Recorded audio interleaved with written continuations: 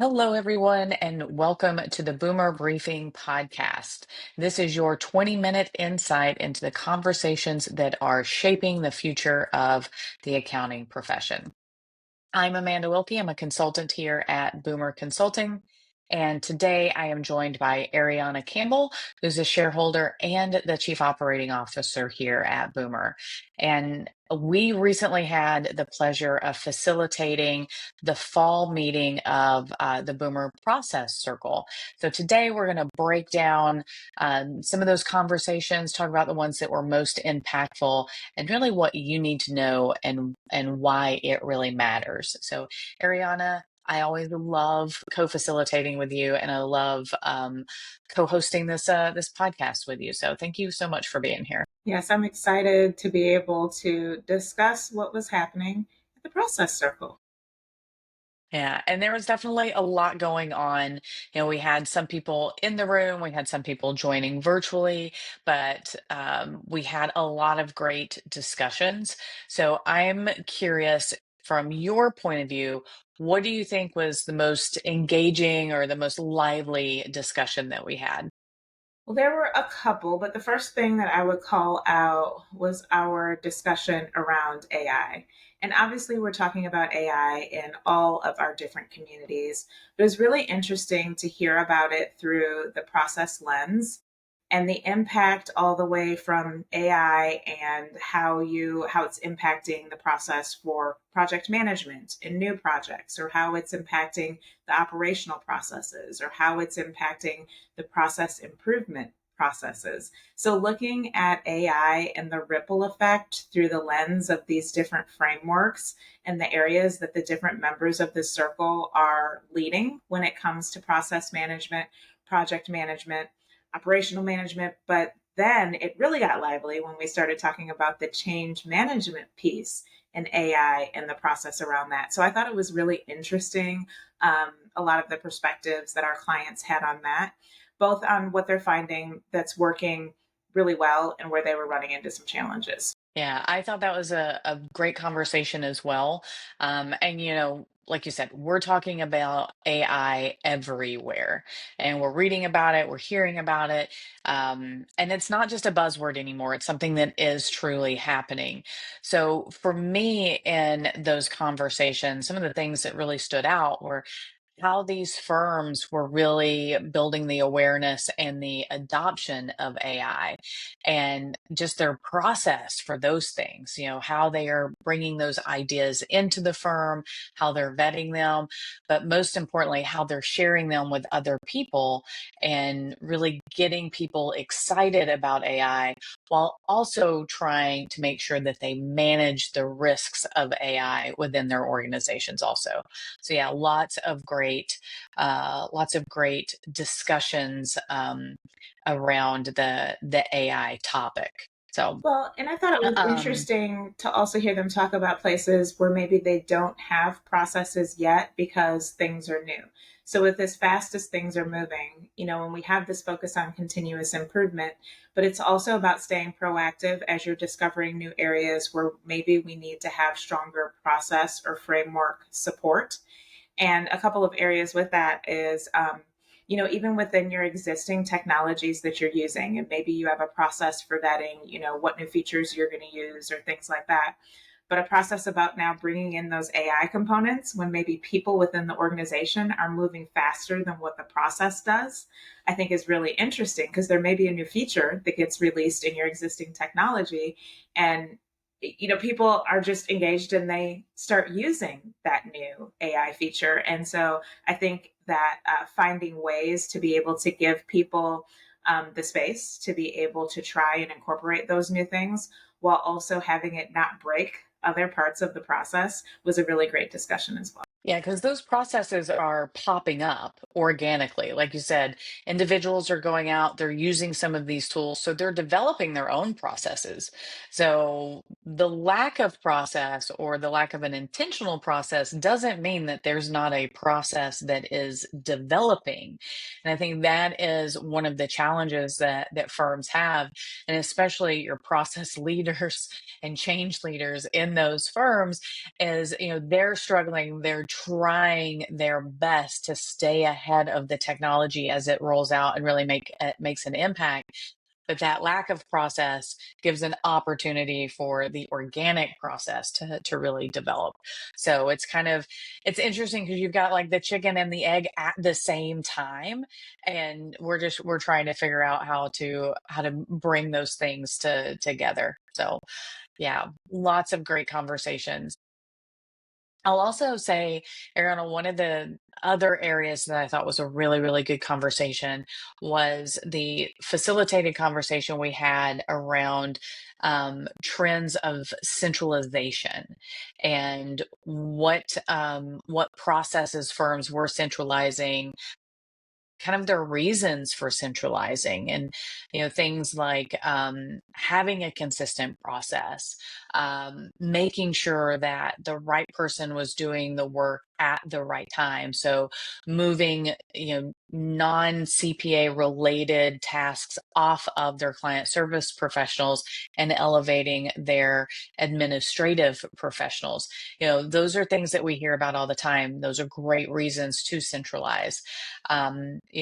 Some of the challenges still seem to be things like mindset and change management. Just because we make a change doesn't mean that the individuals change. So I found that to be a really good conversation. But what I found you kind of unique about the conversation was that there are so many processes that some firms have already centralized, things like billing, things like 8879s, things like sending out engagement letters, but also those are the same processes that other firms are hoping to centralize.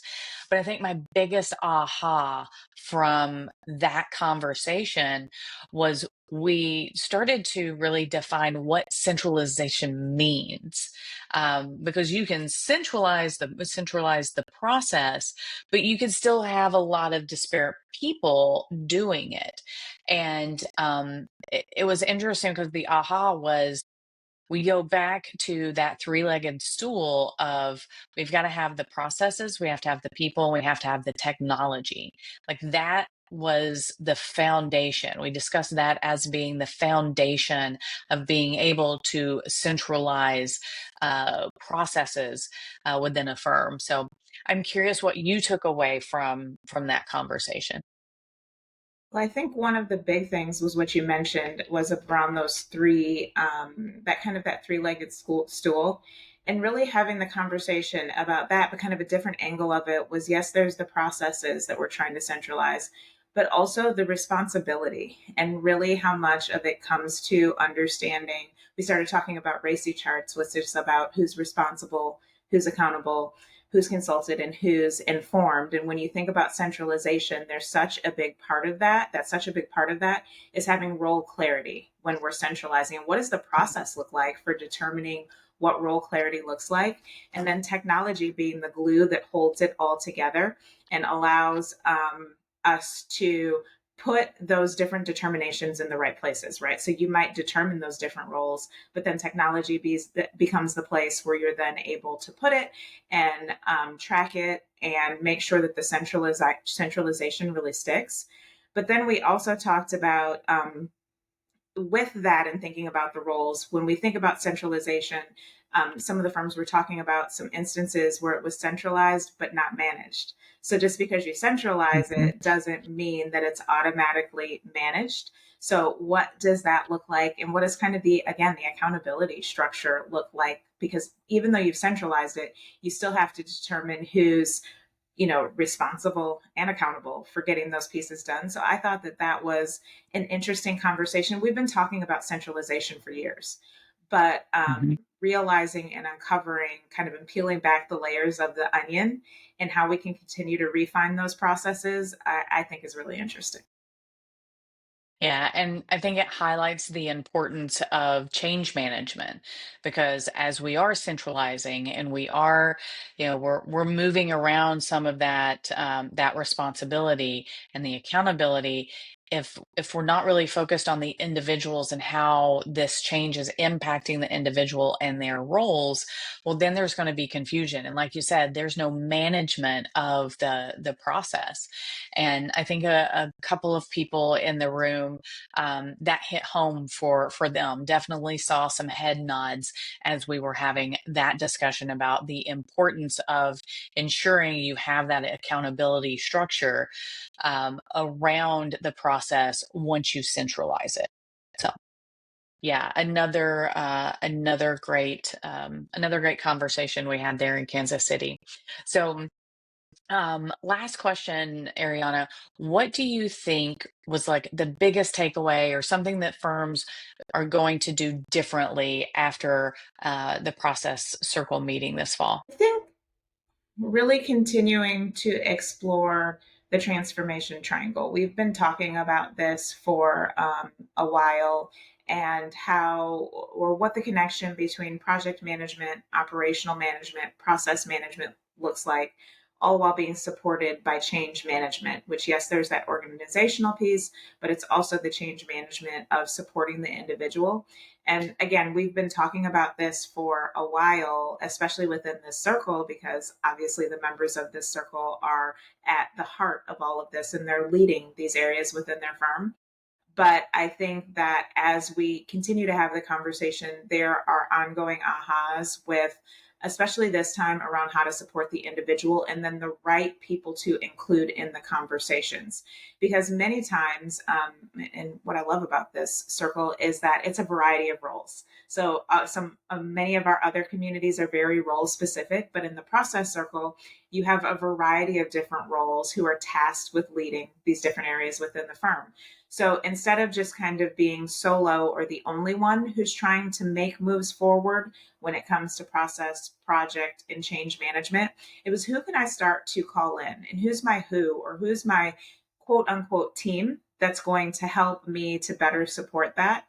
We did revisit some conversations around teams for the different frameworks and different processes.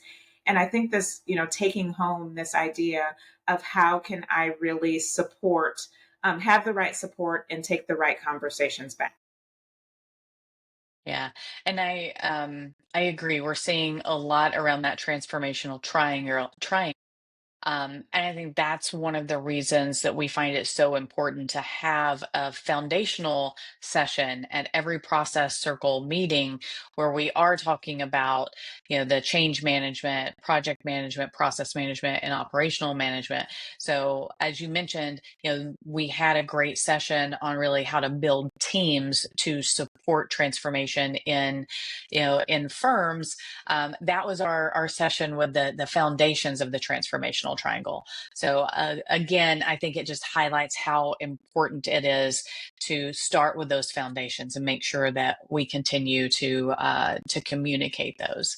Um, one thing that I heard a couple people say they were taking back with them was something from our session around how to evaluate solution providers.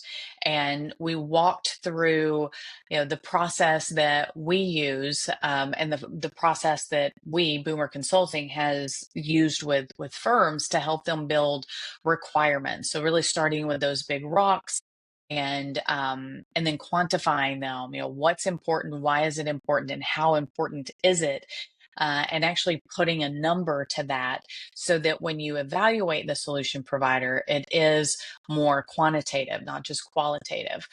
Because if we don't really do that, if we don't have strong requirements, what we end up doing is we get sold on the shiny new thing and the bells and whistles. So a couple of people from the circle mentioned taking that back. I actually have had one reach out since then and ask for a copy of that tool that we have. So I think that's another thing that I was happy to see that they're taking back and they're going to be able to apply within their firm immediately. Yeah, and it's so important to have a strong process for selecting your solution providers, and to have one that you can again take back and have everyone be on the same page on from the very beginning, not only internally, but also being able to give that information to the solution provider so that they understand your process and what you're looking for. And so I love that the conversation was also centered around partnership and viewing the relationships with the solution providers as strategic partnerships, and how having a process allows you, or a roadmap to how you're making selections or choosing things. It really does help make it more collaborative. Yeah, there's no point in wasting anyone's time. So, and speaking of time, we are at our time, not surprisingly. It always goes so quickly when you and I start to chat. So I just want to thank you, Ariana, for being here. I want to thank everyone for listening to the podcast. These conversations are really just a preview of the collaboration that's happening within the boomer circles. So that's where firm leaders come together to learn, to share, and to drive real progress within their organizations. So if you're interested in more insights like these, make sure that you subscribe to this podcast. You can also subscribe to the Boomer Bulletin. That's going to be in the show notes. So we're so glad that you joined us, and we'll see you soon.